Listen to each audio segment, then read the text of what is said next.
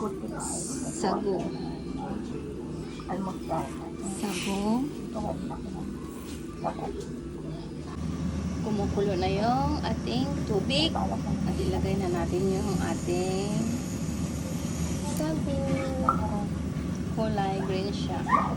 Made in Vietnam. At halo-haloin na natin siya para hindi dumikit. Haluin lang natin parate. At ganito na siya guys. Ilang minuto. Parang umano na siya. Umalsa na siya. Yan na yun. Mag-antay lang tayo ng kunti pa. Wala na yung ano niya. Yung kulay puti. Nakikita. Dapat crystal na siya.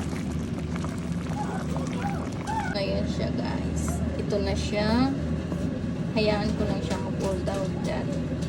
Kasi may puti-puti pa siya. Cool down yan. Tata, nani. Sabay na natin. At pagkamasamahin pa lang. 채율이 담배 살까? 네. Lahat ng ingredients. 감자 그래. 저리 타임버스켓. 나 타임버스켓. 복숭아. Yes! Ang ingredients, pagkamasamahin natin. 어? At palamigin 아줌마 natin. 딱 마누이다. Lagyan na natin siya. Ito para lumamig. 안 되는데 두 개 해야 되는데 오씨. All-purpose cream. 그럼 고구마 뺄게. This.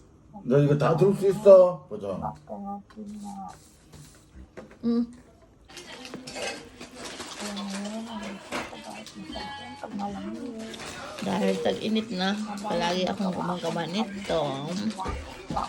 Masarap kasi to pag malamig tapos pag uwi mo sa work. Kahit hindi ka nakakain ng kanin, ito na lang.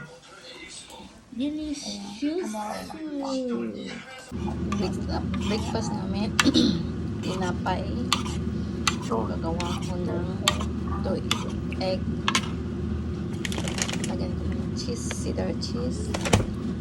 At saka, hindi mawawala ang aking Ford Star Margarine. Ito yung tinapay na gagawin ko. Nilagyan ko na ng hole sa gitna. Yan ang aming almusal. Ito ko po gawin. Nilagay ko siya dyan. Tapos, busan ko lang siya ng kunti. Egg. Tapos, ilagay ko lang yung cheese dyan na taas. Tapos, another hole. Tapos yung gitna. Lagyan ko ulit ng tinapay. Yan na yan. That's it. Gets nyo? At dahan-dahanin mong i-freeze. Yan. Dahan-dahanin mong i-freeze. Baliktarin mo. Yan. Ayan.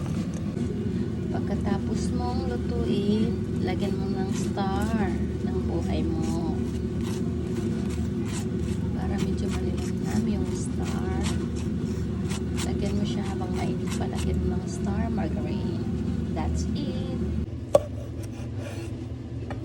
Hiwain natin siya. Pag hiniwa mo, ito na yun siya guys. Kita mo? Ang resulta, pag hiniwa mo siya, yan na yun. Diba? Maganda siya. Yummy. Yummy.